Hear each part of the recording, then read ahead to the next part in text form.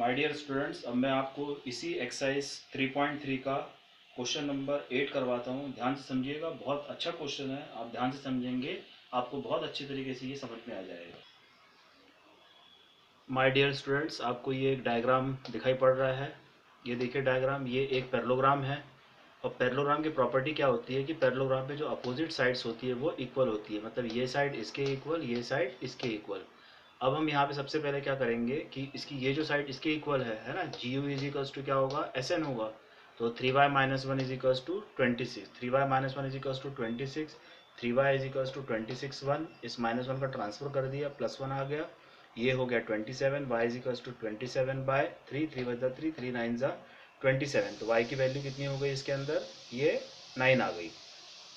ठीक इसी प्रकार से हमारा ये जो है 3x इज इक्वल्स टू क्या होगा, 18 हो जाएगा। 3x इज इक्वल्स टू 18 हुआ, तो x is equals to 18 by 3, 3 one जा 3, 3 6 जा 18, ये x इज इक्वल्स टू 6 हो गया। यहाँ पे हमारा इसका फर्स्ट क्वेश्चन पूरा हो जाता है।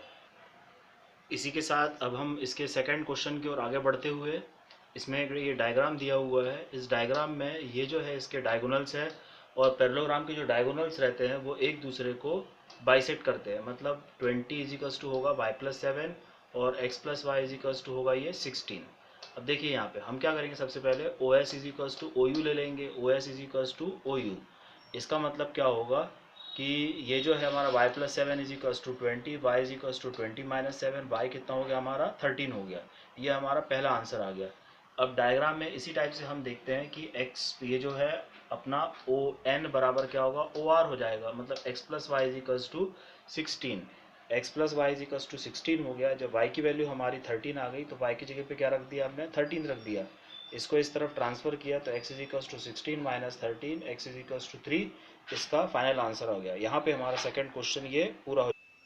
चलिए अब इसी के साथ अब हम 9 क्वेश्चन की ओर आगे बढ़ते हैं। देखिए डायग्राम बना हुआ है, दिखने में तो कितना टफ डायग्राम दिख रहा है, ऐसा लग रहा है कितना कठिन क्वेश्चन है। इस x की वैल्यू फाइंड करने में तो हमारे पसीने छूट जाएंगे, लेकिन ये क्वेश्चन बिल्कुल इजी क्वेश्चन है। देखिए कैसा इजी है। अब इस डायग्राम को आप ध्यान से देखिए, इसमें ये जो है आर आई एस के ये एक पैरेललोग्राम है, और दूसरा ये सी एल यू ई एक पैरेललोग्राम है। हमको मालूम है कि पैरेललोग्राम के अपोजिट जो एंगल्स होते हैं वो इक्वल होते हैं। मतलब ये वाला जो एंगल होगा वो ये वाला एंगल इक्वल हो जाएगा। तो मैं मतलब एंगल ई जो होगा वो होगा हमारा 70 डिग्री। ये देखिए यहाँ पे 70 degree opposite angles of a parallelogram. अब इसी तरीके से ये एंगल और ये एंगल, ये कौन से एंगल हो गए हमारे, एडजेसेंट एंगल्स हो गए। या फिर अपन इसको क्या बोल सकते हैं, sum of interior angles of a same side of a transversal are supplementary angle. Supplementary मतलब क्या, इन दोनों का टोटल 180 होगा। मतलब 120 plus angle S is equals to कितना होगा, 180 डिग्री। ये देखिए यहाँ पे लिखा हुआ है।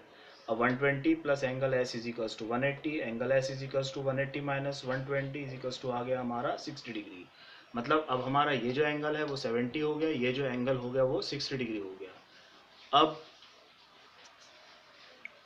अब हमको यहाँ पे अपन एंगल सम प्रॉपर्टी लगा सकते हैं। 70 plus 60 plus X is equals to कितना हो जाएगा, यहाँ पे ये 180 डिग्री हो गया। जब 180 डिग्री हो गया तो इसका ये इन दोनों का टोटल कितना हुआ, 130 होगा। 130 plus X is equals to 180, तो एक्स इज इक्वल्स टू कितना आ गया, ये 50 डिग्री।